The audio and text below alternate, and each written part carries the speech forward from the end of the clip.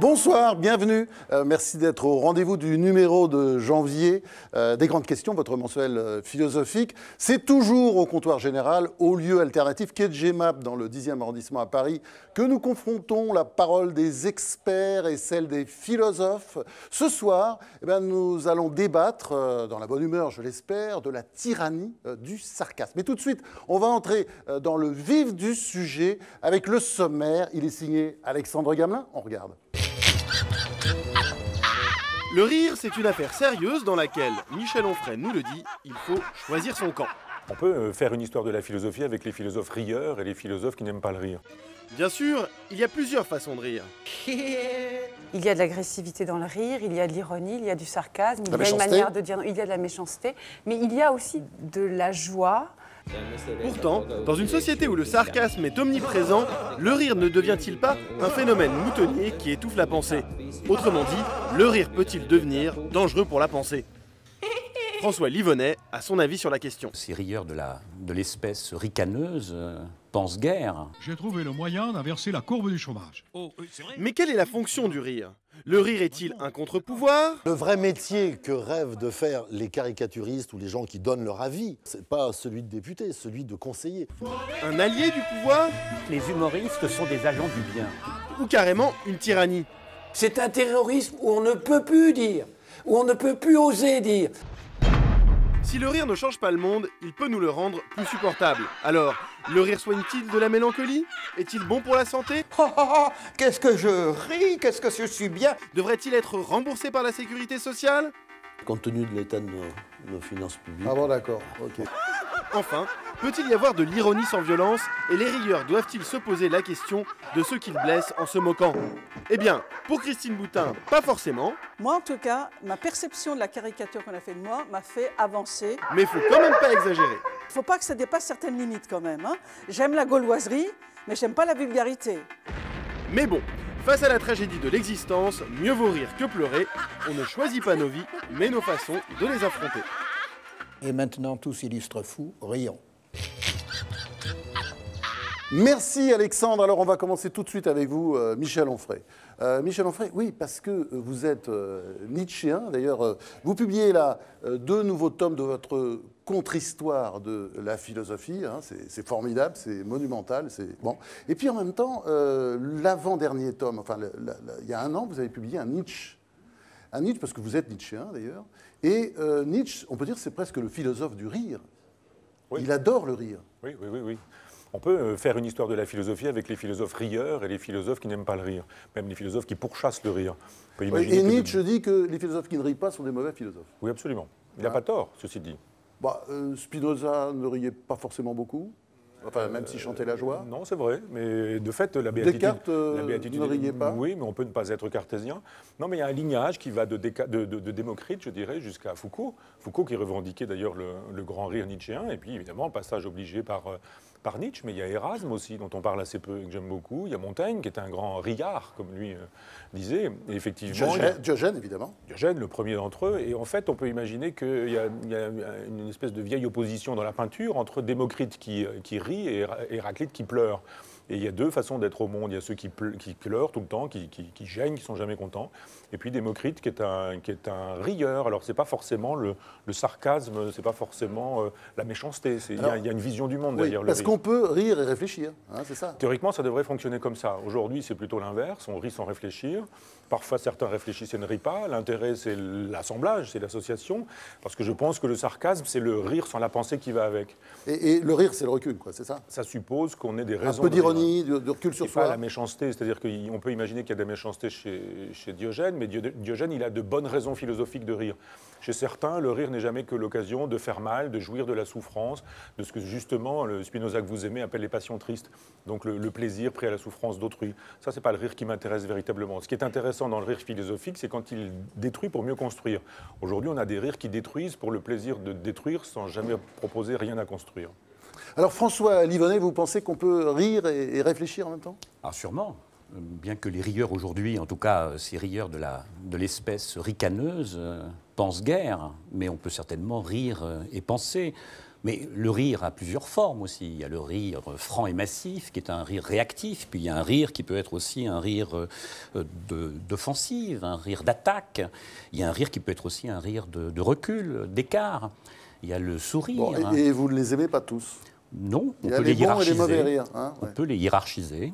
Il ne s'agit pas de condamner le rire purement réactif.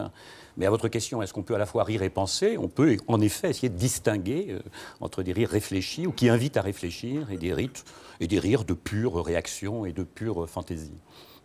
Géraldine Mühlmann, alors vous qui êtes philosophe et puis qui scrutez aussi la vie politique, hein, vous avez publié d'ailleurs une histoire des idées politiques. Qu'est-ce que vous pensez du rire dans la société? Où on a une société aujourd'hui qui, on voit très bien, on peut ricaner de tout, mais on n'a pas le droit de rire de tout. Hein, d'ailleurs, on va en parler dans cette émission. Je pense que le rire est ambivalent et impur par nature. C'est pour ça d'ailleurs que c'est un magnifique objet philosophique. C'est pour ça aussi que certainement les grands philosophes ont pratiqué toutes les postures internes du rire. Il y a de l'agressivité dans le rire, il y a de l'ironie, il y a du sarcasme, il y a une manière de dire, il y a de la méchanceté, mais il y a aussi, c'est pour ça que c'est du rire et pas que de l'agression, de la joie. Par exemple, chez Nietzsche, il y a aussi cette envie de dire oui à la vie. Et le rire joyeux n'a à peu près rien à voir, a priori, avec le rire du sarcasme. Et pourtant, parfois, dans certains rires, il y a les deux. Et ce mélange est étonnant. Bon, je prendrai un exemple classique qui court dans toute l'histoire de la philosophie, qui est le rire de la servante de Thrace, sous l'Antiquité, qui riait à propos de Thalès, qui était un penseur qui avait le nez dans les étoiles et qui est tombé dans un trou. Et elle se bidonne. Elle rigole, elle lui dit à quoi ça sert de regarder les étoiles si vous tombez dans un trou. Ce qui est passionnant, c'est que ce rire est plein de... Il y a plein de choses dedans. Il y a de la méchanceté, mais il y a peut-être aussi de l'affection. Attention, faites attention où vous marchez. Et finalement, dans l'histoire de la philosophie, il y a eu plusieurs interprétations de cette histoire. Vous avez eu des interprétations très méchantes. Le savoir est mauvais.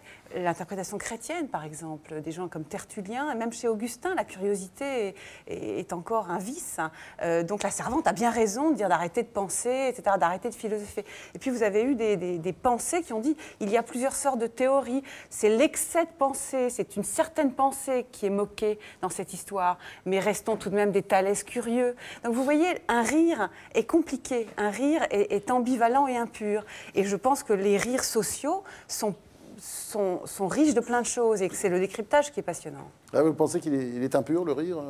Non, mais Géraldine a raison de rapporter cette anecdote, mais c'est aussi regarder le ciel des idées qui est critiqué dans l'aventure de la servante Thrace. C'est-à-dire qu'elle se moque du philosophe qui est capable de disserter sur les choses de l'esprit, sur les choses du ciel, et qui est incapable de comprendre quoi que ce soit au réel comme il est. C'est-à-dire il y a un trou, il tombe dedans. Le philosophe, il est peut-être très doué pour les histoires de ciel. La version méchante du rire. Non, c'est pas la version mais méchante. Il y a des versions non, c'est pas la version tendres. méchante.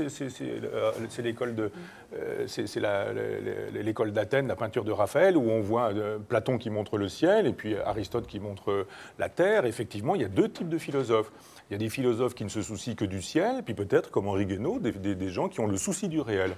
Et qui disent, mais c'est très facile de ne penser que la tête dans les étoiles, mais ceci dit, il y a aussi des trous au sol. C'est exactement. Et alors, mais il y a deux types de philosophes. Il y a des philosophes qui, effectivement, se moquent du sol, du réel, de la réalité, de la matérialité, et puis qui sont simplement la tête dans les étoiles, et puis ceux qui disent, mais attendez, il y a du réel. Et les philosophes, c'est... Hegel a dit, il y a le rire d'un côté et la réalité de l'autre. Hein. Absolument. Le contraire de rire, il dit, c'est pas la tristesse, c'est la réalité. Oui. Certains disent que c'est la servante, la philosophe, dans c'est ce que je voulais vous dire. Voilà. Qui est le plus philosophe des deux? C'est la Mais la philosophie s'engueule depuis très longtemps autour de cette histoire, ce qui montre la richesse du rire, tout de même. Mais parce qu'on choisit son camp, en choisissant Thalès ou en choisissant la servante. Alors, François Livonnet, spécialiste mondial de l'homo comicus, hein, c'est le titre de son livre. Non, je crois, puisqu'on parle de cette anecdote de Thalès et le puits, je crois simplement que la servante n'est pas dupe. Mais est-ce que la servante et Thalès, ce sont deux personnes ou est-ce que c'est la même personne? Est-ce que d'une certaine manière, ce n'est pas... Est-ce que ce n'est pas la même personne? Est-ce que le rire, ici, n'invite pas une sorte de dédoublement? C'est-à-dire que d'une certaine façon, le philosophe a provoqué cette distance et c'est donc un rire fécond et c'est un rire philosophique. Ça ne me semble pas être une déconsidération du philosophe en la circonstance. Alors, Henri Guénaud, vous venez d'entendre nos trois philosophes. Henri Guénaud, ancien conseiller spécial de Nicolas Sarkozy, député des Yvelines. Qu'est-ce que vous pensez de ça, vous, après l'avoir entendu, vous qui avez peut-être souffert dans votre bureau de l'humour et des sarcasmes, c'est normal de toute façon, hein, quand on fait de la politique, si on n'accepte pas ça, il faut faire un autre métier. Hein. De trop de trous et de pas assez de ciel. Je voulais juste faire une remarque à Michel Onfray à propos de Nietzsche. Moi, je ne suis pas nietzschéen, mais j'ai une passion pour Nietzsche. Et dire qu'il y a d'un côté le philosophe qui ne rit jamais, qui se plaint toujours du monde, et celui qui rit et qui est content du monde tel qu'il est. Mais Nietzsche n'est jamais content du monde tel qu'il est.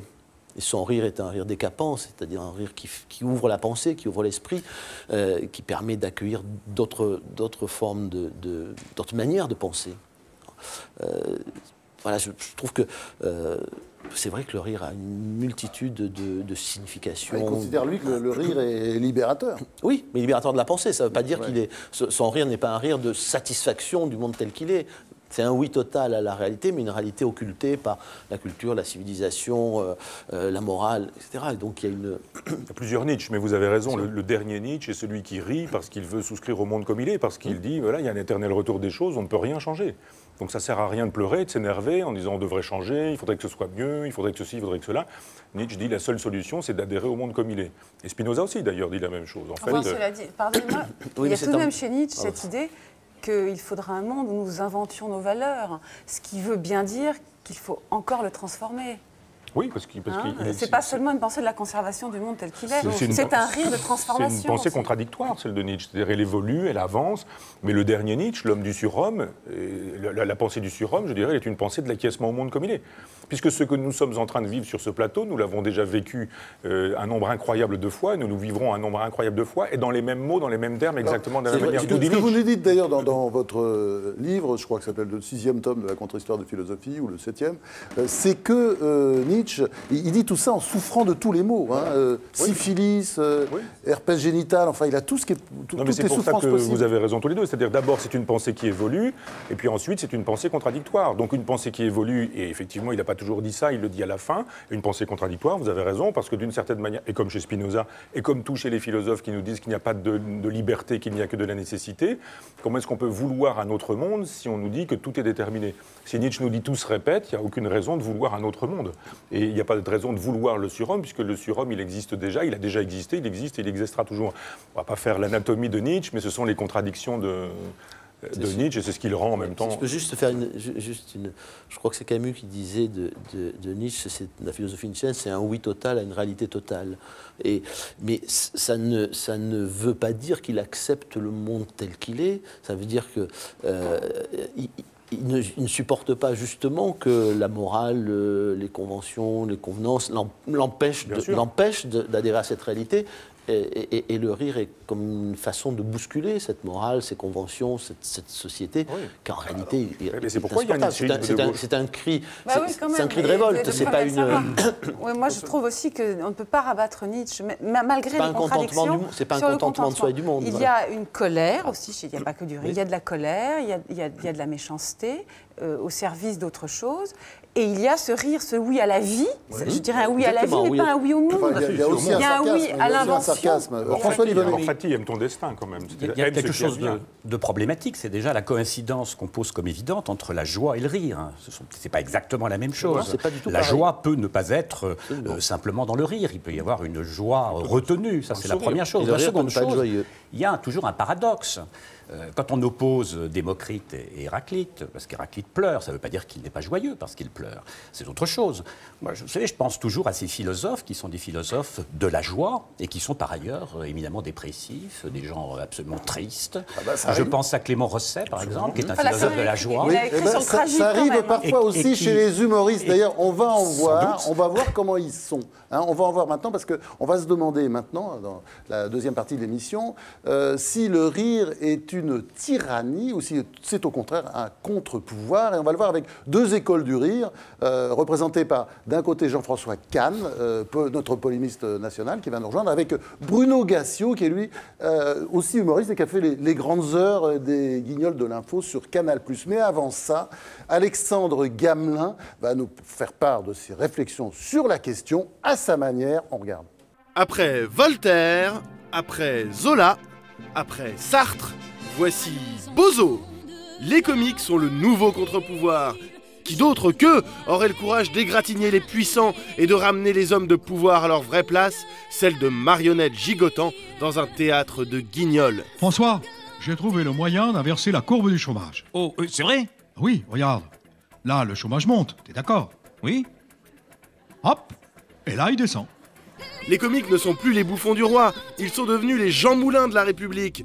Jean-Michel Ribes l'a dit lui-même en théorisant le concept de rire de résistance. En démocratie, plus besoin de prendre le maquis pour résister, il suffit de rigoler. Bah, j'avais des potes politiques, mais bon, Mais résister à quoi exactement? Quel courage y a-t-il par exemple à faire rire des politiques quand on sait que le moyen le plus certain d'être impopulaire et voué aux gémonies de la foule est précisément d'accéder au pouvoir? Quel risque nos résistants modernes prennent-ils à railler le physique de tel ministre, les convictions religieuses de tel autre, ou l'affairisme présumé et non jugé de tel autre, à part celui de ne pas faire rire? Surtout, l'humoriste a un privilège inouï. L'intellectuel doit argumenter, le journaliste doit prouver la vérité de ses accusations, l'humoriste, lui, peut condamner et ridiculiser qui il veut, seuls les rires de la foule seront juges. Au revoir. Pour peu qu'il fasse rire, l'humoriste est sans contre-pouvoir, et tant pis pour ceux qui en seraient les cibles pas toujours justes. Et il faut reconnaître que clouer n'importe qui au pilori de la rigolade, avec la seule foule pour témoin et pour juge, c'est une conception assez comique du contre-pouvoir. Alors, pour ceux qui nous rejoignent, je vous signale que vous regardez Les Grandes Questions, qui est ce soir consacrée à la tyrannie du sarcasme. Alors, on va parler de ça tout de suite avec les deux experts qui viennent de nous rejoindre. Ben oui, experts en rire et en sarcasme. Je ne sais pas par lequel on commence. Bruno Gassio. Ça, c'était une vanne, ça, je pense. Bruno Gassio, alors, le rire, est-il une tyrannie ou un contre-pouvoir? Bien. Toutes les émissions où on est censé théoriser sur le rire sont absolument ridicules. Je pense que celle-ci n'y échappera pas. Donc, ah non, ça a bien commencé, attention. Oui, c'est ce que je vous dis. Alors, vous pensez que le niveau va baisser maintenant? Une tyrannie ou une... Je ne sais pas, c'est un réflexe le rire. On rit quand c'est drôle, quel que soit le sujet. Donc c'est un réflexe. C'est quelqu'un qui a la capacité à un moment donné de surprendre son auditoire en disant quelque chose comme ça. Et quelque chose se passe qui est du niveau des zygomatiques. Donc voilà, on se marre. Après, expliquer le pourquoi, il faudrait expliquer tout le contexte dans lequel ça se produit. On peut faire rire quelqu'un à un enterrement, celui de son père, parce que les gens qui sont là partagent les mêmes codes que vous et qu'on peut le faire. Vu de l'extérieur, on peut se dire « mais c'est atroce, ce type se moque de la mort de son propre père ». Ben oui, mais là, dans le contexte, je pouvais. Donc il faut juste que le contexte soit clair. L'émission pour laquelle j'ai travaillé, et qui fait qu'aujourd'hui on me traite d'expert, ça s'appelle Les Guignols. C'est marqué dessus. Les Guignols. On tacle principalement les personnalités politiques. Oui, mais c'est les personnalités politiques. Pas forcément. Là, on est dans le sarcasme. Non, c'est pas les personnalités politiques. Les personnalités politiques intervenaient pendant les temps électoraux plus que les autres, mais il y avait les footballeurs principalement, les gens de télévision, beaucoup. Énormément, les gens de télévision, puisque c'est le seul moyen d'information. Donc nous, on caricaturait ce que les gens regardaient dans le poste, on traitait de l'information télévisée, pas de l'information elle-même. On n'a jamais amené un scoop, on n'a jamais fait ça. Simplement, on disait, la télévision dit telle chose, elle nous présente les choses sous cette forme-là, nous, on essaye de regarder s'il n'y a pas un autre angle. Parfois, on a réussi, parfois, on a raté, parfois, on a été injuste, parfois, on a été méchant, parfois, on a été pas drôle, et alors ? Il me semble aussi, parce qu'on parle à la fois d'un métier, donc vous parlez des ficelles d'un métier, ça ne se discute pas, vous êtes le seul ici à exercer ce métier. Mais la question du contre-pouvoir, il faut distinguer entre un rire, je dirais, des faibles et un rire des forts. Le rire qui est l'expression de la faiblesse, c'est le rire de la satire, on connaît, mais dans ces cas-là, on prend des risques. Il y a un combat, une lutte, et dans cette lutte, on peut laisser des plumes. Il y a aujourd'hui, moi c'est ce que je dénonce dans un certain humorisme, c'est un humorisme confortable, un humorisme des puissants. Oui, et qui va toujours dans la même direction. Qui va dans la même direction, et on est installé dans le pouvoir. Et la critique du pouvoir est une critique inoffensive, est une critique aseptisée. Après, on peut donner des leçons, parce que on a beau dire que quand on théorise, c'est pas drôle, sans doute, mais les humoristes sont les premiers à essayer de justifier et de donner à leur rire une sorte de puissance de subversion. Ça me semble être quelque chose qui est à la limite de l'arnaque. Il y a même, oui, moi je suis tout à fait d'accord, mais ça va même au-delà de ça. Dans le sarcasme, qui est comment dirais-je, le truc court, enfin, faible, court, mécanique, et qui se généralise grâce à Internet. C'est le mauvais côté d'Internet, il y a aussi d'excellents côtés d'Internet, par le tweet. Le paradoxe, c'est qu'on peut dire que c'est une libération. Le rire est une libération. On sera toujours d'accord pour dire que c'est un élément formidable. Et c'est une libération. D'ailleurs, même en dehors de la politique, on se libère sur même pour le rire. L'éclat de rire est une formidable libération. Molière, quand il fait rire tous les gens qui sont dans la salle, tout à coup, il se libère par ce rire. Et même le rire salace, le rire cochon, on dit quelque chose, j'aurais pas à dire, machin, il ose dire, on se libère. Mais en revanche, tout ce sarcasme-là, en particulier sur Internet, etc., du coup, on n'ose plus rien. Parce que le type qui dit quelque chose d'un peu dérangeant, il dit qu'il est sur la Syrie, qu'il n'est pas d'accord avec ou sur les Libyes, qu'il ne fallait pas intervenir, ou sur la n'importe quoi. Aussitôt, vous avez comme des piranhas, des trucs de 2 lignes terribles, qui prennent simplement, hors du contexte qu'il a dit, et qui le tuent, et qui le tuent, et qui le tuent. Et donc, du coup, c'est l'inverse. C'est un terrorisme où on ne peut plus dire, où on ne peut plus oser dire. Et lorsque vous sortez de l'idée générale de ce qu'on a le droit de dire, si vous sortez de ce qu'on a le droit de dire, vous avez à ce moment-là un déchaînement de balles qui sont des sarcasmes sur Internet qui fait qu'on vous tue et que vous n'osez plus. Donc là, il y a un paradoxe. Là, à ce niveau-là, Jean-François, on vient à ma formule de tout à l'heure, qui n'est pas de moi d'ailleurs, mais on peut aujourd'hui ricaner de tout, on n'a pas le droit de rire de tout. C'est bien ça, Michel Onfray. Oui, donc il y a un tas de choses sur lesquelles on n'a pas le droit de rire, on le sait bien. Oui, par exemple les sketchs de Pierre Desproges, je ne suis pas sûr qu'aujourd'hui, ça me paraît, ne créerait pas d'énormes polémiques. Oui. Quand Patrick Timsit fait un sketch que je trouve très drôle sur les handicapés, et que effectivement tout le monde dit mais c'est inadmissible ce genre de choses. C'est pas un sketch sur les handicapés. Pardon ? C'est pas un sketch sur les handicapés, c'est moi qui l'ai écrit, c'est pour ça que je... Oui, c'est comme les crevettes, vous pouvez préciser, alors Bruno Gassel, qui est l'auteur de ce sketch. C'est vachement important ce que vous dites. Parce que tout le monde dit... Non, je le prends pas mal. J'essaie de corriger un philosophe, ce qui ne va pas m'arriver souvent dans ma vie. Permettez-moi de prendre ce pouvoir. Ce plaisir, surtout. C'est un sketch sur un garagiste chirurgien qui se comporte... Non, mais... C'est devenu un sketch contre les handicapés. Le présenter de cette façon-là, c'est insupportable. On dit, mais comment il a fait un sketch contre les handicapés? Non, c'est une phrase dans un sketch où on se disait, si un chirurgien se comportait comme un garagiste, il dirait probablement à quelqu'un qui est là, on a changé les poumons de votre fille, elle ne sera pas prête, ils sont à 4 dessus, on va le faire à midi, on les a récupérés sur un Mongolien. Ça sert à ça, les Mongoliens, par la tête, tout le reste est bon, quoi. Enfin bon. C'est quand même un peu ce que je disais. On n'est pas d'accord. Pas du tout. Ah non. Vous avez commencé à dire ce sketch sur les handicapés. Oui, parce qu'on va vite. Là. Je veux dire, le problème, c'était pas de rappeler le sketch, mais simplement de dire qu'il a eu un problème. Parce qu'en le rappelant, je vais encore avoir un procès. Non, mais parce que tout le monde. Non, parce que là, on était typiquement dans l'humour noir. Parce que tout le monde. C'est de l'humour noir. Parce que le caractère inoffensif de cette histoire, c'est que Timsit, ensuite, a fait amende honorable publiquement et a participé à monter une association de défense. Nous sommes vraiment dans le caractère inoffensif, à savoir que d'un côté, on pratique une dérision pour simplement avoir du succès, au sens le plus élémentaire du terme, et d'un autre côté, on se rachète moralement en devenant quelqu'un de bien, c'est-à-dire en prenant la tête. C'est parce que vous n'avez pas vécu les manifestations devant le tribunal avec que des Mongoliens, avec des pancartes, Timsit en prison.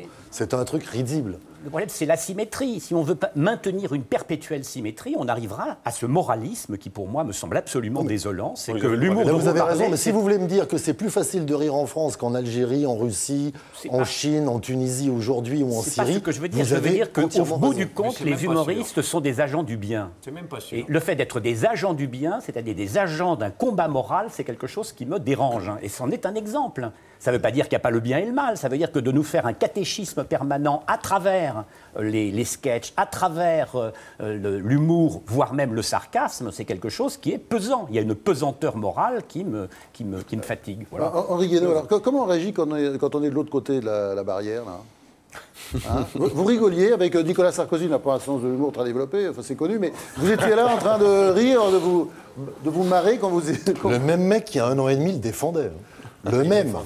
Mettez-lui une tarte, profitez, vous êtes à côté. Donc ça m'est arrivé de rire de sarcasme qui nous était adressé, ou à lui ou à moi.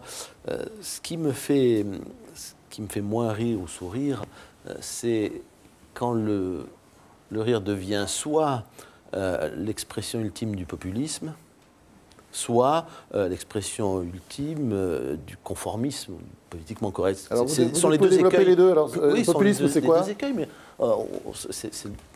c'était le sujet de la conversation précédente. Oui. C'est quoi vous Stéphane Guillon, pour faire rire, il faut partager les codes de tout le monde. Il faut que tout le monde comprenne. Il faut que il y ait un écho. Donc, cet écho, vous le trouvez soit dans le conformisme et le politiquement correct. À ce moment-là, vous êtes l'agent du bien. Soit dans le populisme. À ce moment-là, il est peut-être plus subversif, mais enfin, c'est une autre forme de bien. Et il conduit à une vision très, très manichéenne du monde, mais dans les deux cas, c'est quelque chose, moi, qui ne me fait pas sourire. Voilà. Donc, il appartient aussi à chacun, et en particulier aux humoristes, bien sûr, de libérer le rire. C'est vrai, il y a la première caractéristique d'une société totalitaire, c'est qu'on vous interdit de rire. Alors, ça ne vous empêche pas de rire chez vous, mais on vous interdit de rire. Donc, c'est un refuge. Une formule, c'est parce qu'on ne peut pas. On ne peut pas, non, bien sûr, mais on ne peut rien interdire totalement. Il n'empêche que la société totalitaire est celle qui... Quand Sartre disait on n'a jamais été aussi libre sous l'occupation, ça voulait dire ça. Oui, bien sûr. C'est là vraiment le rire. Non, mais alors là, oui, peut-être un petit point d'histoire par Michel Onfray. Ça voulait dire oui, non, mais là, on est en plein dans son dernier bouquin.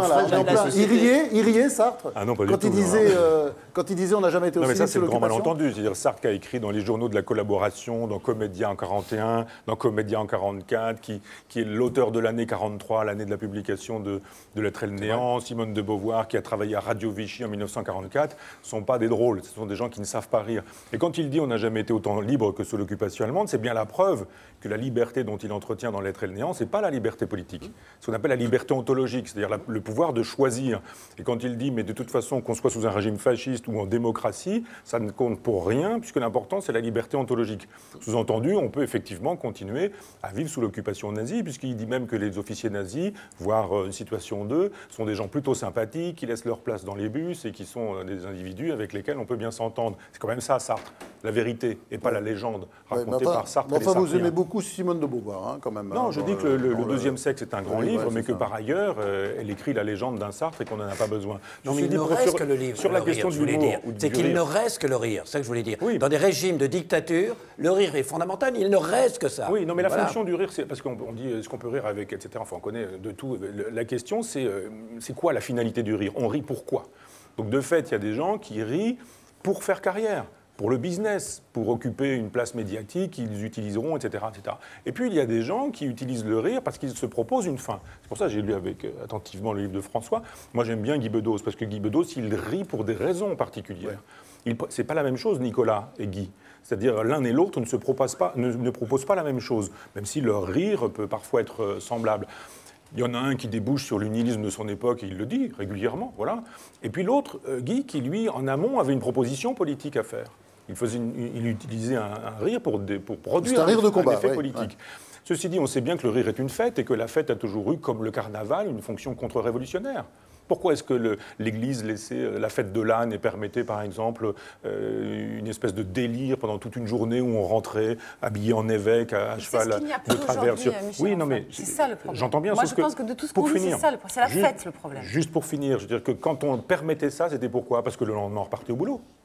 Le propre du carnaval, c'était qu'effectivement, on permettait le désordre parce que le lendemain, l'ordre revenait et que c'était parfait. Et aujourd'hui, le sarcasme laisse l'ordre intact. Mais des dictatures ont interdit des carnavals où très vite, cette espèce de dérision se retournait contre le pouvoir. Hein, c'est ambivalent. Oui. Non, mais dans les sociétés démocratiques, ça fonctionne comme ça. C'est-à-dire, on laisse rire parce que cause toujours, tu m'intéresses, demain, ça continue. On ne touche pas au capital. Et il y a d'autres individus qui, eux, font de l'humour pour autre chose que pour divertir, que pour salir, que pour faire fonctionner le sarcasme. Effectivement, on peut avoir une visée politique. C'est ce que Jean-Michel Ribes appelle le rire de résistance. Effectivement, c'est intéressant de dire rire de quoi? Rire de sarcasme, rire de résistance, rire conformiste, rire médiatique. Il faut dire à quoi ça sert et pourquoi ça sert. Moi, je défendrai le rire politique et les Guignols, ça a été extraordinaire, c'est toujours extraordinaire sur le terrain politique parce que effectivement, ça dénude. Et encore, et Canal+ aujourd'hui fait des choses extraordinaires.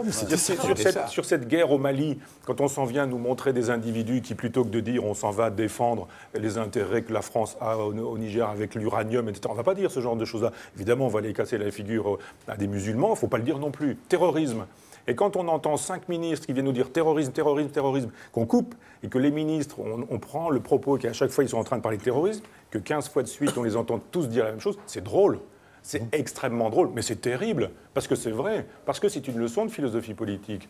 Quand l'humour est l'occasion de faire de la philosophie autrement, et qu'on peut faire de la politique avec l'humour, c'est extraordinaire. Et bravo. Parce que cet humour met en avant les éléments de langage des politiques. Ben là, par exemple, c'est très drôle. Ouais. C'est-à-dire quand on dit, regardez, tous ces gens sont des guignols, pourquoi? Justement parce qu'ils nous tiennent un discours, mais quand vous allez voir les éléments de langage dans le discours, vous voyez quel faux comique a donné les éléments de langage pour essayer de faire passer cette idée. Le problème, après, c'est le discrédit. Ils sont tous discréditables et discrédités, les hommes politiques, ça me paraît normal. Mais tous les grands livres de résistants dans la littérature, tous les grands livres de vraie résistance ont été les livres d'humour, de la satire manipée à Victor Hugo, les châtiments.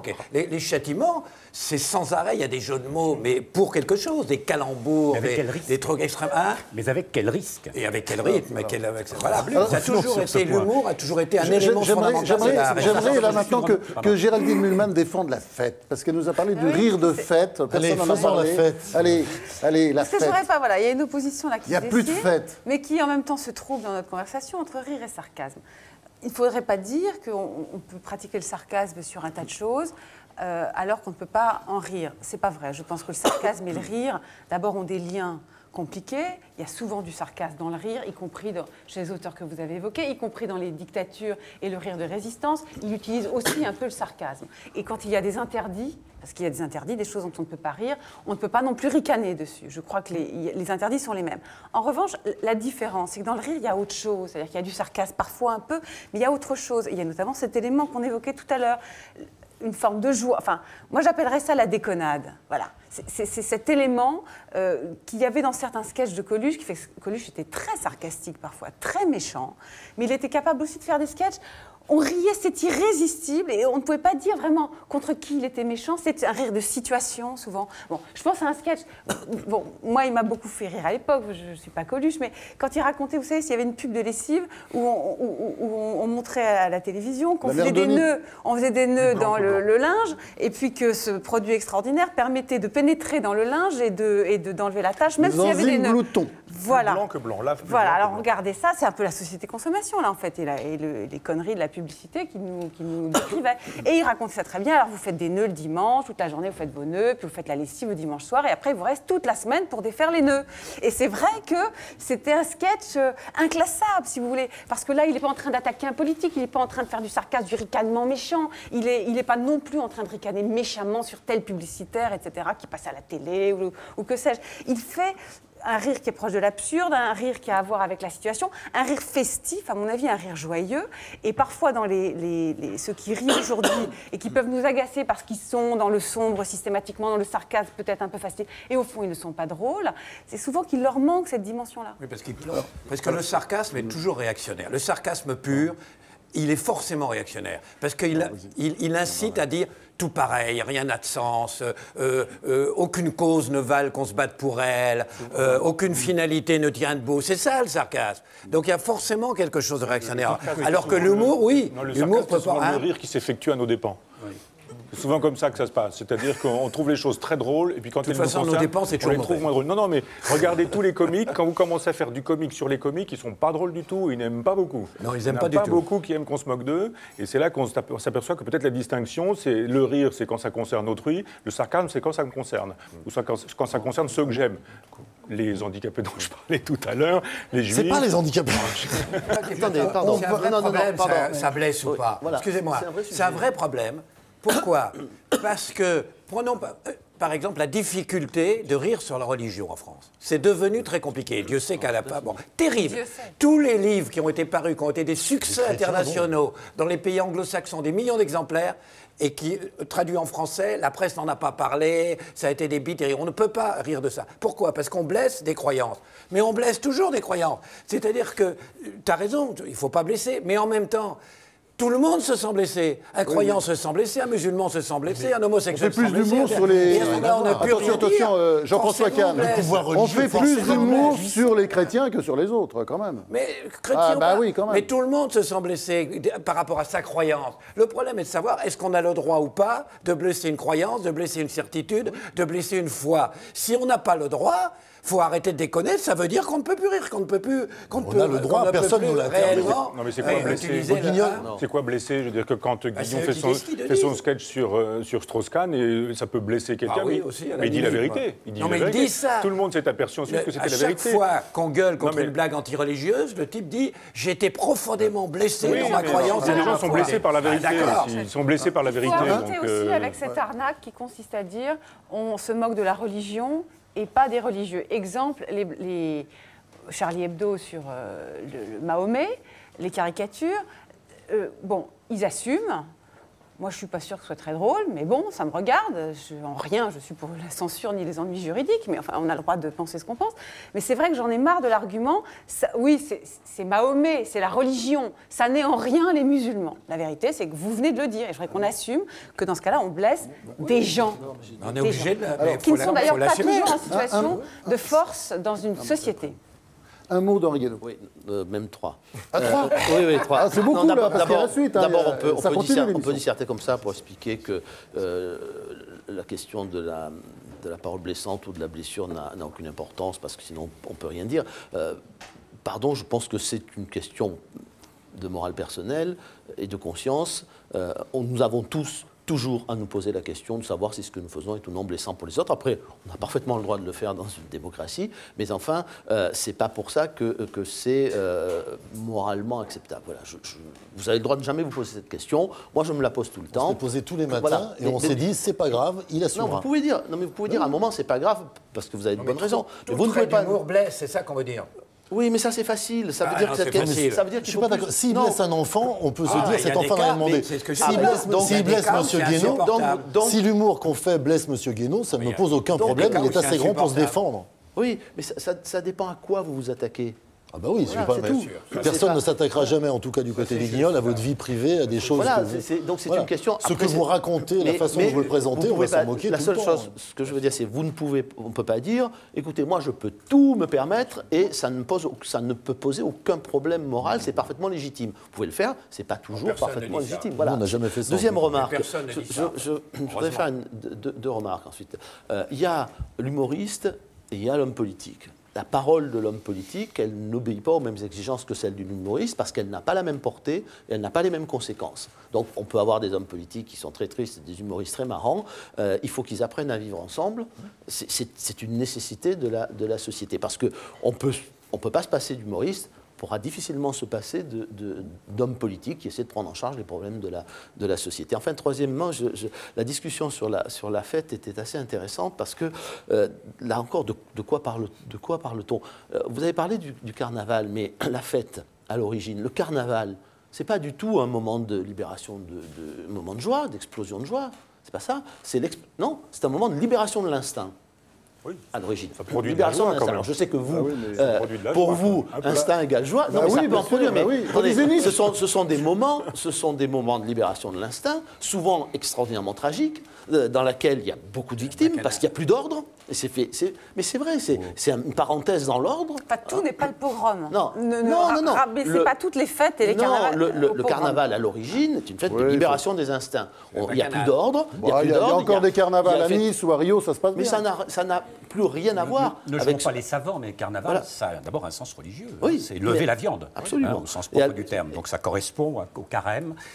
Mais à l'origine, ça existait bien avant le carême. Le carnaval, étymologiquement. Ça existait bien avant. Et d'ailleurs, le roi du carnaval, dans beaucoup de sociétés, on l'exécute à la fin de la journée.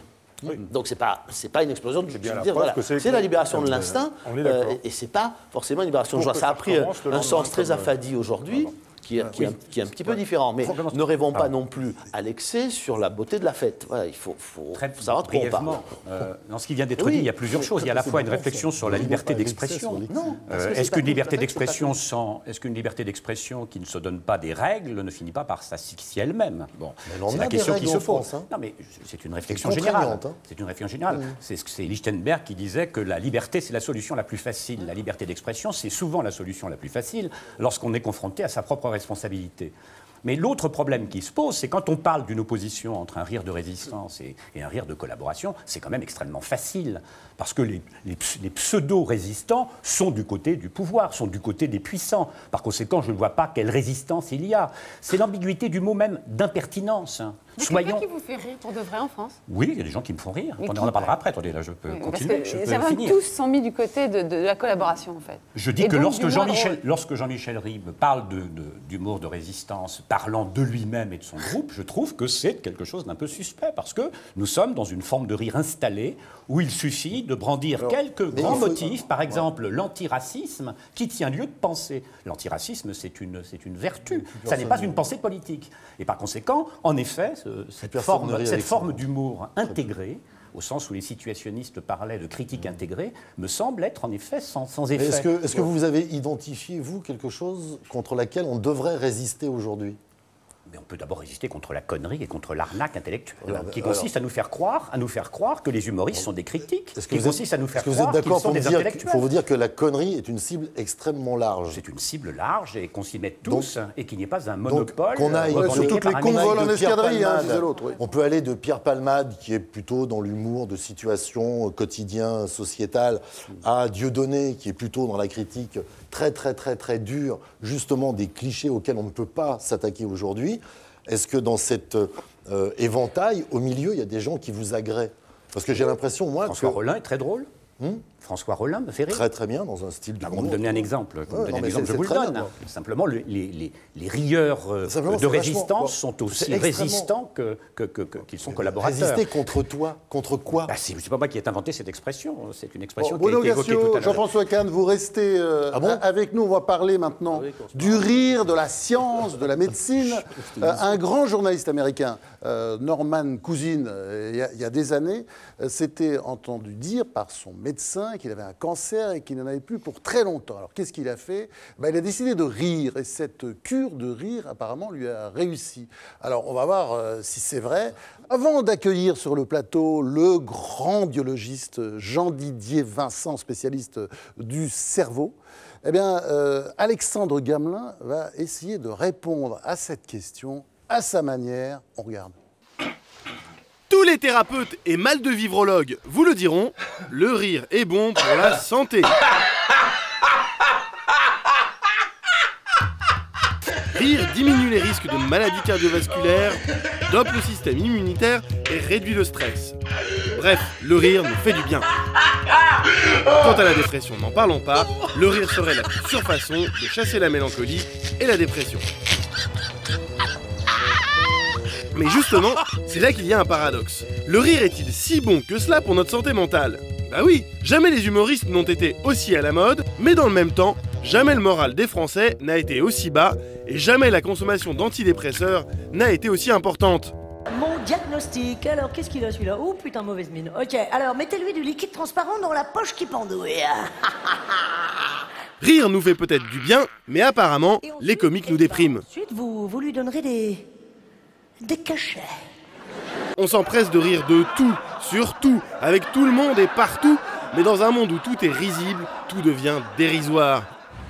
Il n'y a plus de place pour l'absolu dans un monde dirigé par l'ironie. Et un monde si dérisoire, un mauvais jour, ça peut donner envie de prendre une boîte de médicaments, non sans avoir accroché son cou à une corde. On exagère un peu, mais c'est pour de rire. Pour ceux qui nous rejoignent, je vous signale que vous regardez les grandes questions où nous confrontons la parole des experts à celle des philosophes. Et ce soir, nous parlons de la tyrannie du sarcasme avec Jean-Didier Vincent qui vient de nous rejoindre. Alors, grand biologiste, auteur du Cerveau sur mesure, aux éditions Odile Jacob. Alors, voilà la question toute simple, on va la poser, professeur. Le rire rend-il heureux? Heureux soigne-t-il? Le rire est une grande émotion, c'est la forme supérieure de l'émotion, c'est une secousse du corps, c'est une secousse du cerveau. Il n'y a que l'homme qui rit, ce qui fait que ça donne au rire un statut Vous êtes sûr parce que vous voyez pas non, le rire du chimpanzé, le rire du chimpanzé, le rire de la hyène, c'est mécanique, c'est une expression du visage dont on ne connaît pas la signification comportementale d'ailleurs. Mais le rire, ça apparaît avec le développement du cerveau de l'homme qui est passe pour la plus intelligente des bêtes. Le nouveau-né, il rit très vite. Déjà, ça vient tout de suite, le rire. Le sourire. On passe du sourire au rire. Oui. Le sourire, c'est une émotion fondamentale. C'est le sourire du bébé quand il arrive au monde. Il rigole déjà quand il est dans l'utérus. Le bébé, il sourit à sa mère. D'abord, elle ne sait pas ce qu'il veut dire. Puis après, elle apprend ce que c'est qu'un sourire parce qu'elle se met à sourire et elle éprouve dans son corps le sourire. Le propre d'une émotion, c'est d'être vécu à la surface du corps et à l'intérieur du corps. Donc c'est un indice qui est donné sur le corps. Alors le rire, c'est un indice supérieur. Et l'homme qui rit, il est dans une situation... Vous n'avez pas beaucoup parlé, les philosophes, de Bergson, qui a écrit un livre magique sur le rire. Hein, ouais. Parce que c'est, pour lui...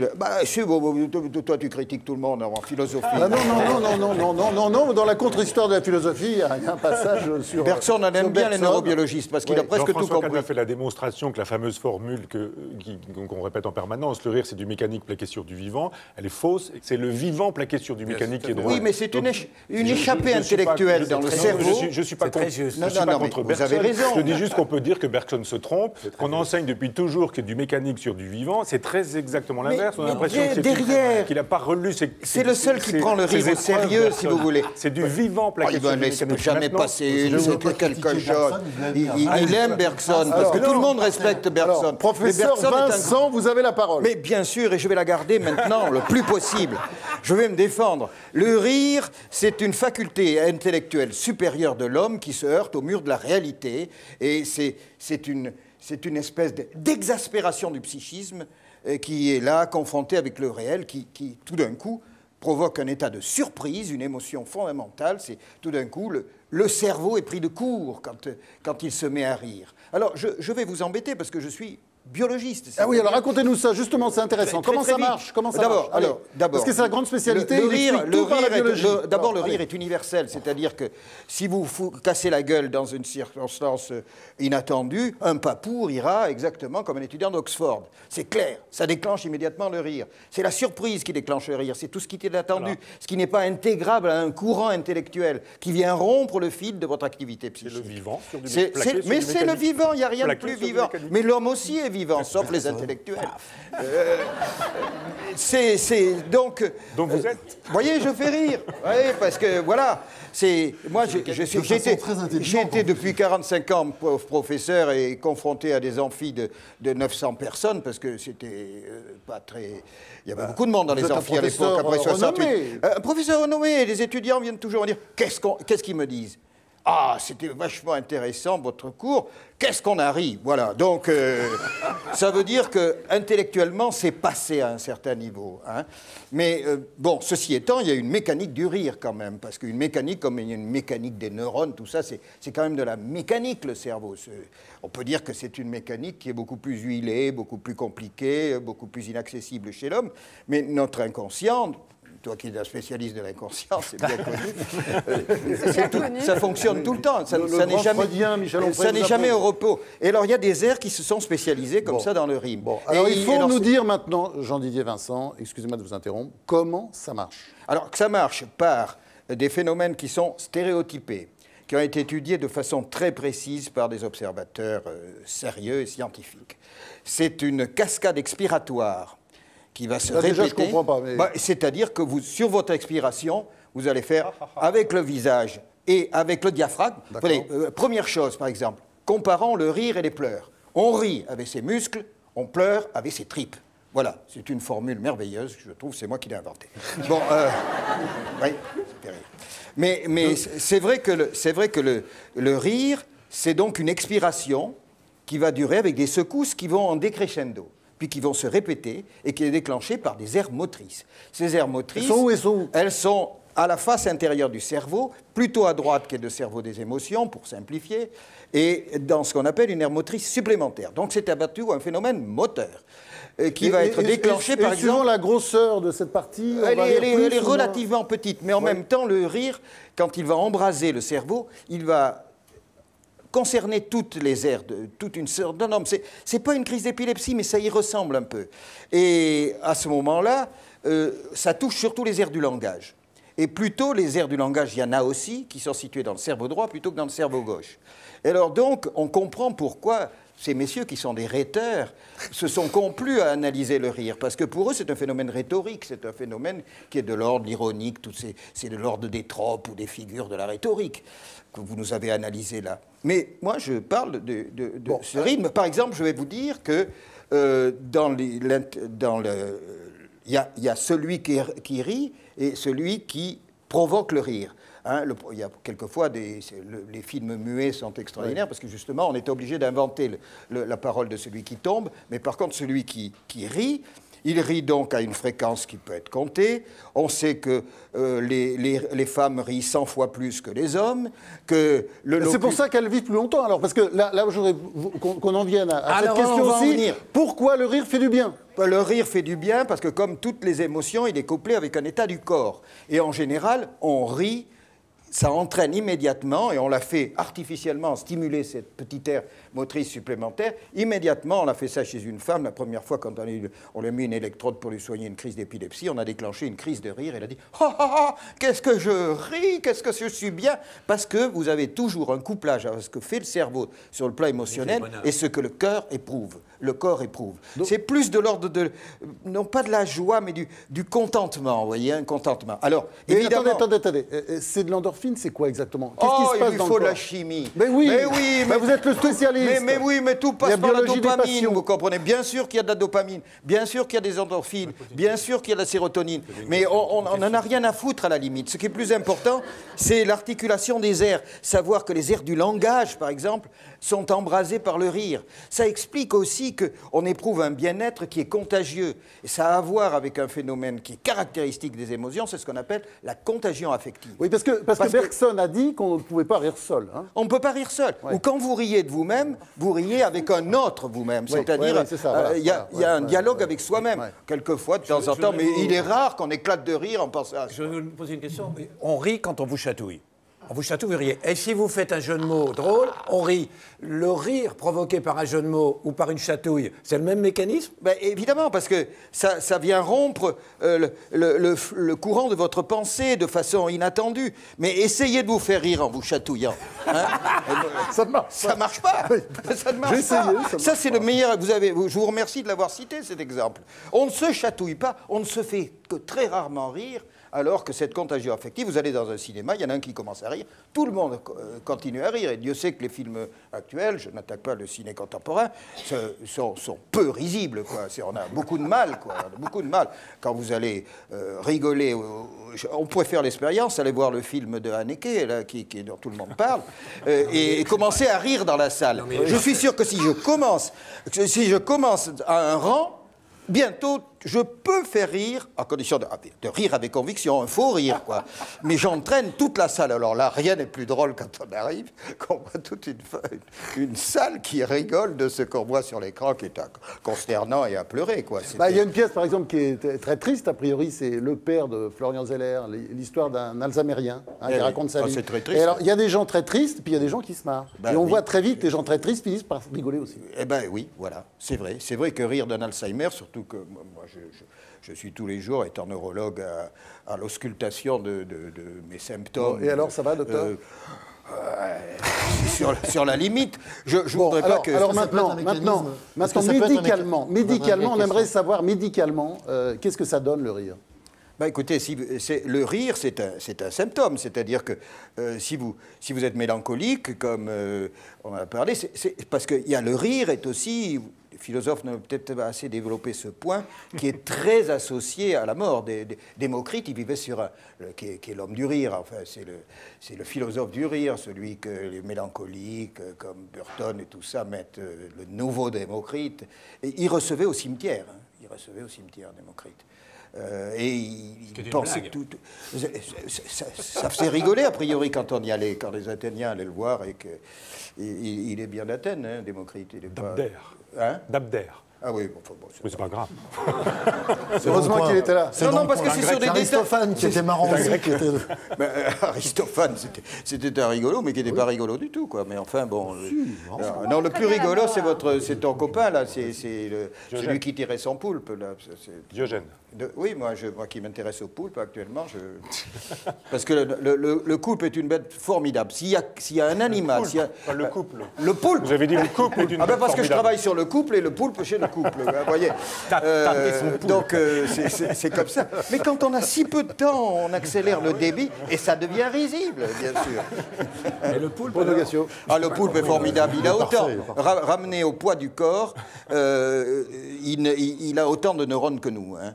Et là, il est capable de faire des apprentissages extraordinaires. Mais il rit pas. Si. Le rire du poulpe, jusqu'à présent, on l'entend pas.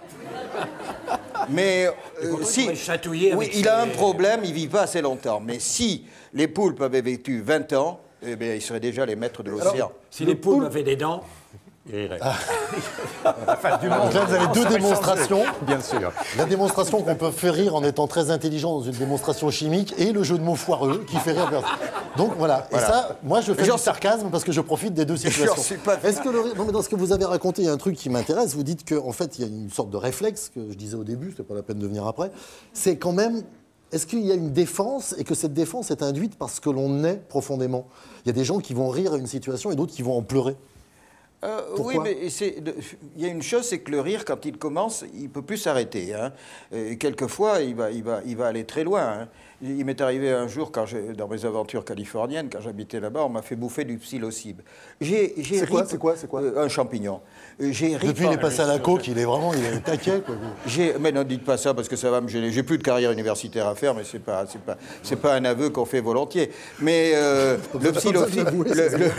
psilocybe m'a fait rire pendant à peu près 3-4 heures. J'étais épuisé physiquement. Hein. C'était extraordinaire. Mais je prenais l'exemple parce que c'est aussi une façon de voir le monde. Je disais tout à l'heure, il y a une façon de voir le monde qui est un peu désespérée. On essaye de l'exprimer par le rire. C'est le ricanement peut-être, mais ça, c'est pas un rire. Mais quand on regarde une pièce de théâtre, par exemple, qui est dans le grand classique français, La Biche, Courteline et tout ça, où il y a toujours des cocus dans les placards. Oui. Si on est soi-même cocu de la veille... Le cocu fait rire. Le cocu fait toujours rire. Il fait toujours rire, même de la veille. Mais même le mot tout seul. Oui. Le mot, rien que le mot. tout seul fait rire. Ça, c'est un phénomène. Ça fait partie de ces mots. Oui, c'est joli.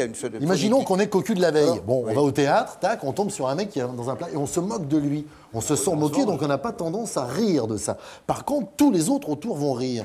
Ça veut dire que quand même, ce que l'on porte en soi sert pour le rire. C'est-à-dire que si on n'a pas un mur de pelote basque qui vous renvoie un état absolument universel qui peut faire rire tout le monde, les tristes, les mélancoliques, les joyeux ou les drogués, ça ne fonctionne pas. C'est-à-dire que le rire ne peut pas être universel. Non, parce que le rire est il tombe sur des gens. Le rire est une interprétation, une analyse de la situation qui échappe au flux de la pensée. C'est-à-dire que c'est quelque chose qui est... Ça, c'est la chimie. C'est quelque chose qui est extemporané. Il y a toujours de la chimie dans le cerveau. Le cerveau, ce n'est qu'une soupe, un bouillon de sorcière. François Livonnet, le discours de Jean-Didier Vincent vous réconcilie avec le rire quand même. Parce que je le trouve extrêmement drôle. On peut demander un exemple. Vous venez de montrer qu'on peut être à la fois savant et drôle.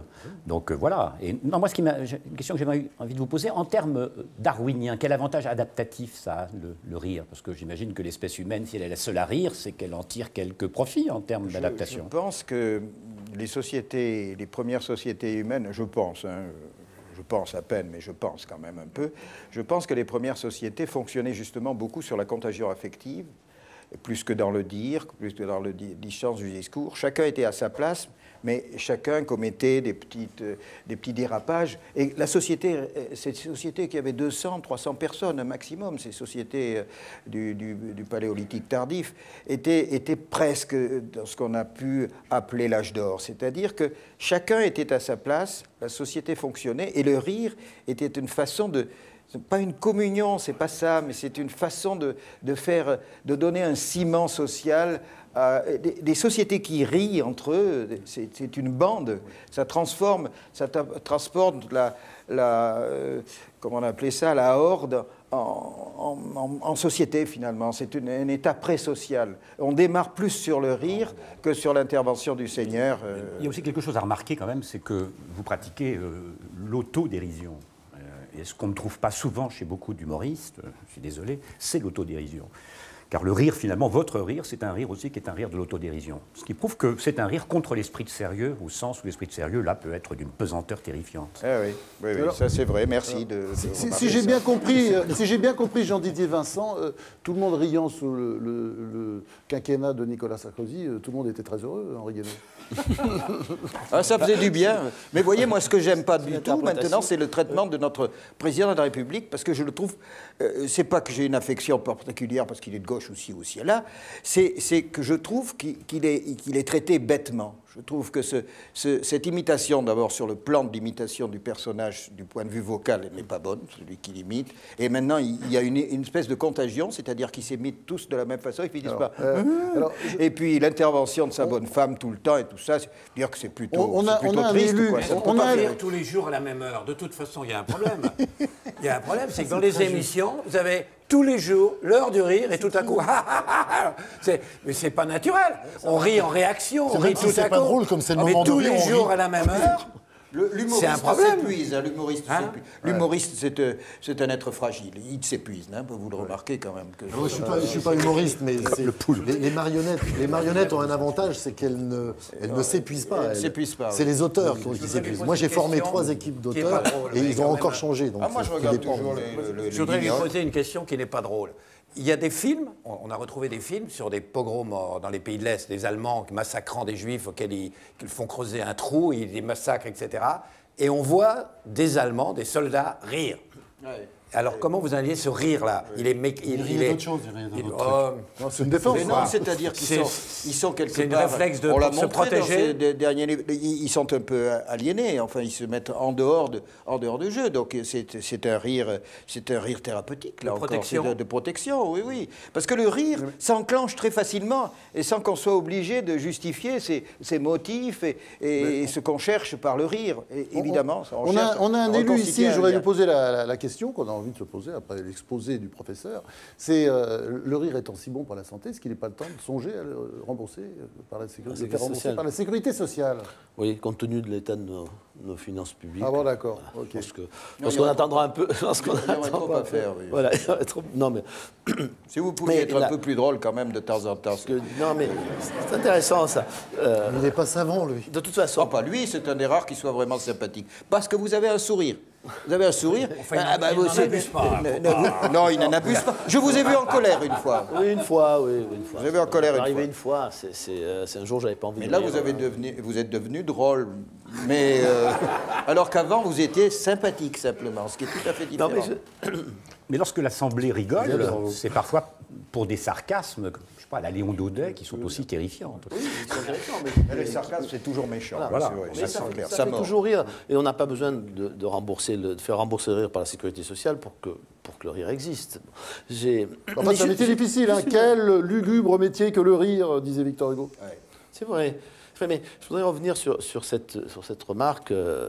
Vous êtes, en gros, vous êtes triste, c'est bien de rire de temps en temps. De temps en temps, oui, mais c'est vrai que le rire est un antidote à l'esprit de sérieux.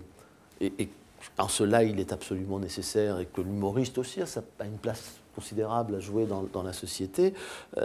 Mais il ne faut pas non plus qu'on en conclue que l'esprit de sérieux ne doit plus exister. Parce que l'esprit de sérieux, c'est aussi quelque chose d'absolument essentiel. Imaginez on peut distinguer quand même le sérieux et l'esprit de sérieux. Vous voyez, Pascal, non, il fait parce que rire. Ça, c'est aussi on peut faire les choses sérieusement sans esprit de sérieux. Mais si, parce que pour les faire sérieusement, il faut avoir un peu d'esprit de sérieux. C'est pas sûr. De temps en temps, il y a des choses graves. De temps en temps, il y a des choses qui ont des décisions qui ont très lourdes conséquences. Si on veut vivre vieux, il vaut mieux rire. Il vaut mieux rire. Oui, mais il vaut mieux qu'il y ait quand même des gens qui aient un peu l'esprit de sérieux, qui fassent les choses sérieusement, parce que quand vous vous retrouvez au chômage, quand votre enfant est agressé, mais oui, mais ça fait pas rire celui auquel ça arrive. Et donc il faut quand même qu'il y ait des gens. Moi, je suis pas d'accord avec ce différence. Regardez-le, comment il s'appelle l'anglais là, qui fait des films terribles sur le chômage, etc. Ken Loach. Ouais. Attends, il fait des films pour dire des choses épouvantables. Alors, comme esprit de sérieux, je dirais, on ne peut pas aller plus loin. Et il le dit par l'humour, par le rire terrible, par le rire... c'est l'humour noir. Il n'y a pas de contradiction. Je peux être d'accord avec Henri Guénaud. Je voudrais bien être d'accord avec vous une fois. En fait, il y a des gens dont le boulot, c'est d'être sérieux. Oui, les problèmes de chômage, les problèmes de société, les problèmes de finances publiques, ce sont des choses sérieuses qui doivent être faites par des gens sérieux. Et j'ai l'impression que ce ne sont pas des gens sérieux qui les font aujourd'hui. Et les humoristes sont aujourd'hui tout à fait habilités à se foutre de leur gueule, à leur mettre le nez dans le caca en leur disant « Les gars, vous ne faites rien. Vous ne faites rien pour nous. » Et là, ils sont aujourd'hui habilités à le faire. On a le droit de le faire. Et soi-disant, ils ont le droit. Et au lieu de nous dire et de nous renvoyer, non, mais il faut quand même qu'on fasse sérieux, commencez par être sérieux vous-même. Il y a une crise qui dure depuis 2008, dont tout le monde a plus ou moins vu que un des problèmes principaux, c'est que la finance folle a pris le pouvoir à votre place et qu'il faudrait les remettre à leur place. Ça nous fait 2 points d'accord. Pardon ? Ça nous fait 2 points d'accord. Ça nous fait 2 points d'accord. Et qu'il faudrait peut-être remettre ces gens à leur place dans les 2 sens du terme, c'est-à-dire retourne dans ta niche banquier et refais ton travail banquier, finance l'économie réelle. Vous êtes d'accord avec ça? Une grande partie de la droite est d'accord avec ça. Donc toute la gauche est partie avec ça. C'est extrêmement sérieux. Comme aujourd'hui, on a le sentiment que rien ne se passe, que personne, ni à gauche ni à droite, n'a envie de le faire, puisqu'on a un sentiment vaguement que tout le monde travaille sur les mêmes codes, les humoristes peuvent taper même de plus en plus fort pour vous inciter à avoir plus que l'envie de pas rire, à avoir honte même, de dire il faudrait quand même que je fasse quelque chose parce que là, tout le monde me tape dessus. Les humoristes, à ce moment-là, tapent tous dans la même direction. Et là, vous avez raison. Mais parce que le problème est tellement énorme et est tellement le même que tout le monde se retrouve à taper sur la même chose. Oui, il m'arrive d'avoir honte de ce que la classe politique et la classe dirigeante fait, la manière dont elle affronte la crise, la finance, etc. Oui, je trouve que quand vous êtes sur ce registre, eh bien, c'est utile de donner honte à la plupart des dirigeants politiques, économiques. C'était le but des Guignols. Voilà. Mais ça, c'est très bien. Et faites-le. Maintenant, pardon, mais il n'y a pas que des gens qui n'ont envie de rien faire. Il y a aussi la pesanteur d'un système. Il y a aussi aidez-nous à le faire bouger. Ouais. Et ça, c'est un rôle essentiel. Mais c'est vrai que dans ce jeu-là, vous avez un rôle et les pauvres imbéciles qui vont chercher des mandats et qui essayent, une fois au pouvoir, de faire bouger les choses, ils ont un rôle aussi. Je du mal à vous plaindre. Et qui sont vous voulez y aller. Je ne veux pas te plaindre, moi. Non, mais vous voulez y aller. Quand vous faites ce type de boulot, vous décidez de le faire. Non, bien sûr, j'ai décidé de le faire. Ça me coûte assez cher, c'est beaucoup de sacrifices. Non, mais c'est vrai, beaucoup de sacrifices. J'ai décidé de le faire et je ne me plains pas. Je ne me plains même pas du fait que vous vous moquiez de moi ou que vous vous moquiez de nous. Je me plains d'une seule chose, c'est que la classe dirigeante, la classe politique, la classe médiatique soit aussi difficile à faire bouger sur des sujets absolument essentiels pour la vie de mes concitoyens, voilà, et en particulier de ceux qui souffrent le plus. Voilà, je ne me plains que de ça, parce que ce qu'il y a des désespérant parfois dans la politique, c'est de n'arriver à rien, de ne pouvoir rien, parce que la politique, ça se fait avec les autres. Ça ne se fait pas tout seul, et que les autres ne sont pas toujours au rendez-vous. Le seul moyen de faire de la politique, à nous, c'est soit de faire rire, soit d'aller voter. On n'a que 2 moyens. Bon, et bien justement, Christine Boutin, qui a été caricaturée en truie dans les Guignols de l'info, va nous rejoindre. Ah non, c'est pas vrai? Non, c'est pas vrai. Elle me fait le coup à chaque fois, c'est pas vrai. Ah bon, d'accord. Alors, je vais vous expliquer une bonne fois pour d'accord. Alors d'accord, je recommence. Alors justement, Christine Boutin, qui a beaucoup reçu de colibés de la part des Guignols de l'info, va nous rejoindre pendant que Alexandre Gamelin va essayer de répondre en images à cette question que nous allons poser maintenant. Y a-t-il du rire sans violence et sans méchanceté? Alexandre Gamelin, on regarde. On n'y peut pas grand-chose, la vie, c'est pas drôle. Nous allons tous mourir. Très prochainement. Nous sommes condamnés à l'oubli, au néant, au pourrissement. Et nous nous demandons ce que nous faisons là, sachant que cette question existentielle, la seule qui vaille au fond, n'a aucune réponse valable. Alors, comment s'en sortir? Première option, celle de l'imbécile heureux. On regarde la télé en attendant les soldes, on ne pense à rien, on avance, et pour le reste, on avisera. Deuxième option, on s'empresse de rire de tout avant d'être obligé d'en pleurer. Certes, on ne pourra rien changer à notre condition, mais on peut choisir la façon dont on encaisse les épreuves. Mais cette ironie n'est-elle pas aussi une illusion? Ne sommes-nous pas de toute façon condamnés à être rattrapés par le tragique de l'existence? À coups de bons mots et d'ironie, ne réduisons-nous pas à peu de choses ce que nous sommes? Et si le vrai courage, et si la vraie intelligence, c'était d'abandonner la dérision pour laisser place au sérieux, ce qui faisait dire à Claudel « Efforcez-vous d'atteindre les profondeurs, l'ironie n'y descend pas ».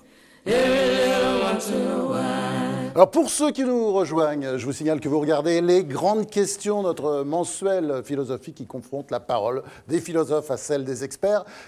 Une nouvelle experte nous a rejoint, c'est Christine Boutin, qui est président du Parti chrétien-démocrate, puis qui a été quand même très attaqué. On s'est beaucoup moqué de vous au cours de votre carrière.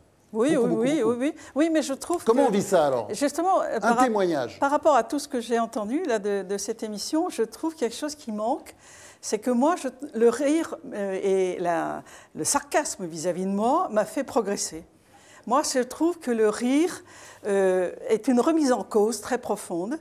Et alors, soit on se bloque, on se met derrière sa forteresse, soit au contraire, on se dit, tiens, c'est dégueulasse, mais il y a peut-être quelque chose de vrai. Et moi, qui ai été effectivement excessivement caricaturé, en tous les cas, c'est comme ça que je le perçois, peut-être que d'autres trouvent que je ne suis pas du tout caricaturé, je les laisse libres de leur interprétation. Moi, en tout cas, ma perception de la caricature qu'on a fait de moi m'a fait avancer dans ma réflexion. Est-ce que vous pouvez dire en quoi et sur quoi? Eh bien, par exemple, cette fameuse histoire des Guignols où j'ai été... Alors moi, dans ma famille, quand cette marionnette est arrivée, et moi-même, quand je l'ai vue, nous avons vu une truie. Monsieur Gassiot, depuis nous sommes expliqués, m'a dit que ce n'était pas du tout une truie, mais il va dire ce que c'était. Mais en tous les cas, peu importe, cette truie, ça a été un choc. J'ai été blessée. Une jeune fille Non, c'était une espèce de bonne femme horrible avec des cheveux. J'étais blonde à l'époque. On n'avait pas. Nous n'avions pas, Madame Boutin, votre marionnette. Mais peu importe. Oui. Allez-y, expliquez. Mais... Non, il y en a pour 2 secondes. On n'avait pas sa marionnette. C'était l'époque du Pax. Quelques interventions de Madame Boutin nous ont plutôt fait marrer et nous ont paru extrêmement rétrogrades sur l'état de la société. Et on a voulu l'exprimer. Et quand on a dit, mais quelle marionnette on va faire, on a cherché des marionnettes. On a des marionnettes type, comme ça, qu'on peut habiller. Il n'y en a aucune qui fonctionnait. Et quelqu'un a dit, mettons le monstre orange. Et le monstre orange, c'est un extraterrestre qu'on avait fait pour un sketch. Et on a sorti le monstre orange parce qu'elle nous paraissait tellement ailleurs dans son discours, tellement extraterrestre, qu'on a sorti cet extraterrestre. On dit, Christine Boutin, les gens se sont marrés. Dit, oui, c'est moi, elle avait des antennes. Vous auriez peut-être préféré être une truie qu'un monstre orange? Non, j'aurais préféré percevoir le monstre orange que la truie, parce que la truie, c'est quand même un peu dégradant. Mais c'est, si vous voulez, peu importe cette marionnette, elle a été pour nous blessante, pour mes enfants, pour mon mari, mais moi aussi. Mais au bout d'un moment, qu'est-ce qui a changé chez Christine Boutin depuis? J'ai changé de look, déjà. J'ai changé de look. Ça m'a déjà aidé je suis redevenue brune, ce qui était ma couleur naturelle. J'ai essayé de maigrir. Enfin, j'ai essayé physiquement. J'ai essayé. Alors après, moi, je me demande ce qu'on aurait dû faire pour que vous changiez d'avis, surtout. Mais non, alors après, changer d'avis, ça n'a aucun intérêt. Ça montre la limite du rire, justement. Alors après, sur le fond, qu'est-ce qui a changé aussi sur le fond? C'est l'intérieur qu'il fallait changer. Non, mais sur le fond, vous pouvez me trouver rétrograde, tout ce que vous voulez. C'est votre liberté. Moi, j'estime que je suis en avance. Alors, c'est la grande différence, et c'est l'histoire qui jugera. Alors voilà, par contre, par rapport aux discussions que j'ai entendues, moi je me permets de vous dire que je trouve que les humoristes, et en particulièrement vous placez de l'autre côté du miroir. C'est-à-dire que vous avez le droit de tout faire, et l'autre, le politique, en l'occurrence, le politique, lui, c'est la bonne bête qu'on attaque, qu'on ridiculise, que l'on met en... Eh bien oui, mais figurez-vous que moi, je partage totalement ce qu'a dit M. Guénaud tout à l'heure, c'est que c'est pas si simple que ça. Mais et qu'il y a une pesanteur... Faites votre job, on fait le nom. Non, c'est pas ça. Non, alors vous êtes simplificateur, vous êtes caricatural du coup, vous êtes rétrograde parce que vous ne regardez pas... vous ne regardez pas les choses comme elles sont. Le politique, quel que soit son choix politique, son positionnement, qu'il soit considéré comme progressiste ou rétrograde, fait son travail en conscience et essaie de faire progresser le pays et ses concitoyens. Ce que je peux vous dire... C'est discutable, hein? Ah ben vous avez le droit de discuter, mais moi j'ai l'expérience, vous n'avez pas été politique. Moi je ne suis pas humoriste, moi je suis une politique. Et moi je peux vous dire, avec l'expérience que j'ai depuis 30 ans que je fais de la politique, c'est qu'on peut avoir envie de faire bouger les choses, et même chez mes adversaires, et qui n'arrivent pas à les faire bouger parce qu'il y a cette pesanteur à laquelle faisait allusion Henri Guénaud tout à l'heure. Ce n'est pas si simple. Et on ferait beaucoup mieux, c'est beaucoup plus facile d'être derrière le... Vous n'avez pas l'impression que vous mettez de l'autre côté du miroir en disant il y a une pesanteur, mais c'est vous la pesanteur, c'est vous les politiques. Mais pas du tout. C'est vous qui avez mis en place ce système pendant une trentaine ou une quarantaine d'années. Mais pas du tout. Alors Jean-Didier Vincent, juste une remarque à propos de la contagion affective auquel les peuples sont soumis. Je considère les Italiens comme le peuple le plus intelligent du monde. Vous voyez ce qui se passe en ce moment. Ben oui, c'est vrai, c'est un peuple qui globalement est intelligent, il a prouvé par le passé. Mais quand on voit que Berlusconi, qui est probablement l'homme politique qu'on a vu dans ces dernières années le plus grotesque, le plus risible, revient et augmente et a maintenant 50 ou 25 ou 30% d'intention de vote, alors qu'on le croyait mort. Ils ont déjà eu Mussolini, Jean-Didier. On a eu Pétain. Mais c'est la force de la contagion affective. Oui. Voilà. Non, simplement, il a été dit tout à l'heure comme étant partagé que les politiques et les humoristes faisaient chacun des métiers différents. J'en suis pas complètement sûr. Aujourd'hui, le problème, c'est que cette frontière est une frontière qui est un peu agacée. Regardez les hommes politiques qui font des sketchs. Berlusconi est un humoriste. Bon, mais un humoriste presque involontaire. Mais François Hollande faisait des sketchs, littéralement des sketchs, lorsqu'il prenait la politique. J'étais à un banquet où il venait faire l'animation à la table. Et lorsque vous dites, par exemple, que vous souhaitiez que Mme Boutin change d'opinion... Elle ne peut pas changer. Non, mais ça veut dire que votre ambition est une ambition politique. Par conséquent, cette frontière dont vous parlez, c'est un peu un artifice quand même de nous dire chacun de son côté. Elle est guidée par sa croyance, et la croyance l'emporte surtout. Le vrai métier que rêvent de faire les caricaturistes ou les gens qui donnent leur avis, c'est le métier de M. Guénaud, c'est pas celui de député, celui de conseiller. C'est d'être au cœur de la machine et de dire, moi, peut-être que j'arriverai à faire bouger cette machine. J'ai les leviers, j'ai les boutons, je vais... Et quand on s'aperçoit que des gens comme M. Guénaud n'arrivent pas à actionner les leviers et les boutons dans le sens où il veut, alors là, on est effaré, parce qu'on se dit, qui dirige mon pays? Les humoristes sont donc des politiciens ratés, c'est ça? En tout cas, moi, de mon côté, la politique est quelque chose qui m'intéresse et que je ne ferai probablement jamais, par ce désespoir-là. Parce que avoir des leviers et des boutons en France et ne pas réussir à s'en servir, parce qu'on ne peut pas s'en servir sous prétexte que Bruxelles, et une fois qu'on est à Bruxelles, c'est sous prétexte que politique mondiale, finance, on va attendre que les Chinois mettent sur la gueule aux Japonais. Vous êtes capable de mieux que ça. Franchement, vous êtes capable de mieux que ça. Je n'irai pas chez les démocrates chrétiens et je n'irai pas à l'URUM. On laisse parler Christine Boutin. Mais moi, je voudrais revenir plutôt sur le rire, parce que je trouve que le rire, c'est quelque chose de très important. Moi, je trouve que le rire, par rapport au professeur qui est à côté de moi, ce que je peux témoigner, c'est comme femme politique, j'aime qu'on se moque de moi, mais il ne faut pas que ça dépasse certaines limites quand même. J'aime la gauloiserie, mais je n'aime pas la vulgarité. Voilà, vous n'êtes pas, chez les guignols, ce n'est pas vulgaire. Et c'est pour ça que ça passe bien. Et moi, je le trouve. Tant que ce n'est pas vulgaire, je trouve que c'est un excellent instrument pour avancer. Le rire, ça permet aussi, on l'a dit tout à l'heure, de respirer. Je trouve que c'est une magnifique respiration. C'est une décontraction. C'est un moment de bonheur. On parlait du bonheur tout à l'heure. C'est un moment de bonheur. Il faut savoir rire. Et il faut savoir se moquer de soi-même. Parce que de toute façon, nous sommes des êtres limités. Et il faut se remettre en question. Et je trouve que le rire est un bel instrument pour se remettre en cause. Oui, mais les croyances sont mortelles. François Livonnet. Oui, non, simplement la question que je me pose aujourd'hui, c'est le puissant, est-ce que c'est l'homme politique ou est-ce que c'est le financier? Est-ce que c'est celui qui vous paye? Je ne parle pas vous, je parle des humoristes, par exemple, ces gens qui possèdent les chaînes privées. Non, mais c'est une question qui se pose. Lorsque Stéphane Guillon est exclu, par exemple, d'une chaîne publique, il a une prébande arrière qui est Canal, par exemple, où il avait des salaires considérables. On l'a rarement vu mettre en cause les mœurs, par exemple, de ses financiers qui le payent, qui lui assurent quand même cette situation de privilégié. Par conséquent, c'est pour vous dire que la critique... Je le connais parfaitement, ce argument-là. La critique... Non, mais c'est un argument, c'est un fait d'abord. Cette critique, c'est une critique qui porte sur des gens qui représentent secondairement le pouvoir. Le pouvoir, c'est d'abord le fric. Bah oui. Il y a un mot qu'on n'a pas prononcé, on a dit sarcasme, enfin je pense, c'est dérision, le phénomène de dérision.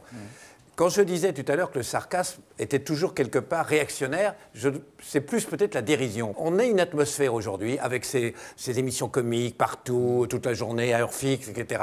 On doit faire de la dérision. Mais qu'est-ce que je vais trouver aujourd'hui comme dérision? C'est pas une critique, c'est comme ça. Je dois faire de la dérision. Vous aussi, d'une certaine manière, il y a ça. Et du même qu'on en est arrivé à ce système, qu'est-ce qui est dérisoire? Évidemment, être enflammé, être convaincu, vouloir changer le monde, justement, vouloir critiquer, c'est facile à entraîner la dérision. C'est vachement facile, si vous êtes calme, etc. Et donc, on en arrive à une situation où, en effet, tout est dérisoire. Vous voulez changer, oh, pauvre ami, vous voulez changer le monde, vous voulez faire quelque chose, vous croyez au bien, vous voulez essayer de rendre les gens plus heureux, vous voulez combattre la misère, vous voulez combattre pour plus d'humanité. Attends, mon cul, c'est du poulet, c'est tout ça. Comment tu rigoles? Et tout à coup, c'est démoli, la terre dépasse, fac, c'est écrasé. Et ça devient terrible. Je partage tout à fait ce qu'a dit Jean-François Kahn.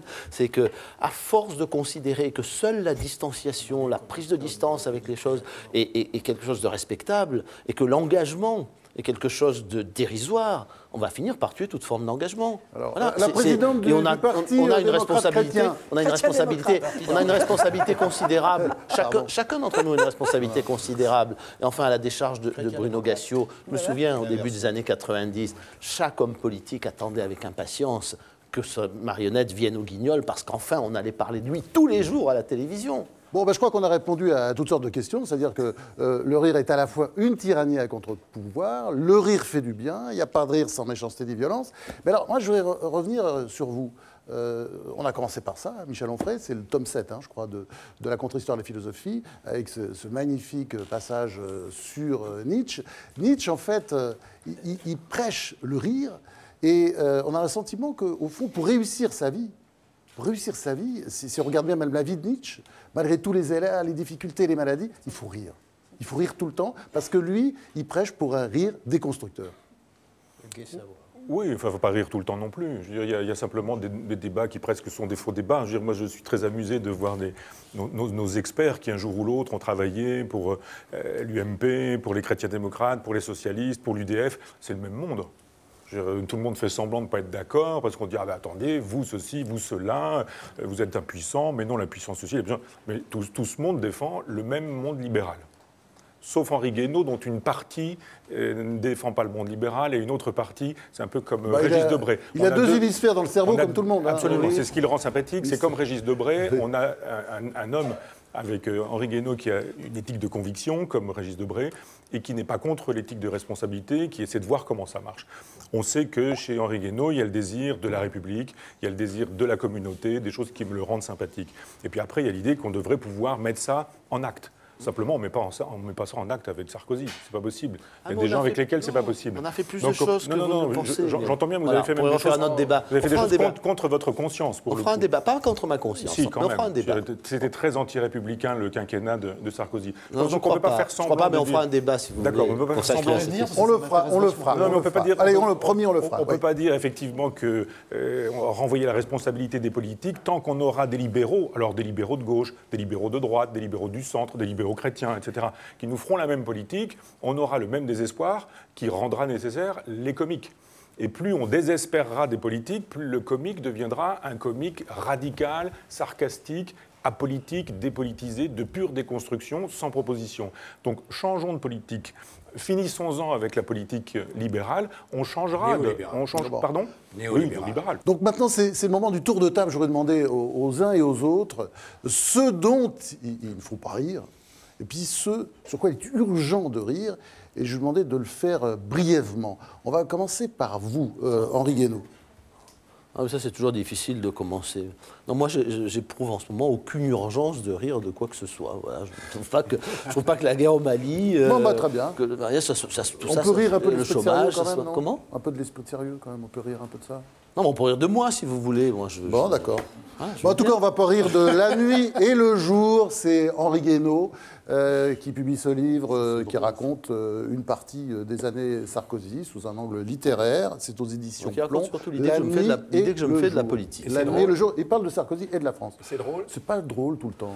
Non, Jean-François, ça ne nous fera pas. C'est les deux hémisphères, là, dont vous Jean-François Kahn. Il va réfléchir. Jean-François Kahn, alors, de quoi faut-il rire, de quoi ne faut-il pas rire ? Ouais, ça a été dit, je vois, c'est que il y a une sorte de consensus pour dire que le problème aujourd'hui n'est pas de gauche, droite, c'est de changer le système. Qu'est-ce qu'il faut, comment on peut essayer de construire, comme heureusement dans l'histoire de l'humanité on y est toujours arrivé, sans quoi on serait encore au tribalisme. Donc on est ce moment où il faut qu'on imagine un autre monde, un autre modèle, et que ceux qui se servent du rire pour empêcher cette mobilisation font du mal, et ceux qui se servent du rire, de quel que ça nous plaise ou pas, pour permettre ces mobilisations font du bien. Alors, votre actualité, c'est la catastrophe du 6 mai 2012. C'est un petit livre chez Plon qui a eu d'ailleurs un grand succès. Ouais, qui est très drôle. Ouais, il y a beaucoup de jeux de mots, hein. Beaucoup de calembours. Tout le monde n'a pas Bruno Gassio. Alors je voudrais faire de la publicité pour un livre qui s'appelle « La gauche n'a plus droit à l'erreur », qui est de Michel Rocard et Pierre Leroux-Tourou, pour 2 raisons. 1, parce que Pierre Leroux-Tourou, je travaille avec lui dans le comité Roosevelt, et que 2, Michel Rocard est sans doute la personne à qui les Guignols ont fait le plus de mal. Oui, c'est vrai. Alors qu'on était probablement les plus proches de cet homme politique-là. On a fait en sorte qu'il soit incompréhensible, et un jour, dans un débat, quelques années après, je parle de ça, c'est dans les années 93-94, dans un débat avec Nicolas Sarkozy.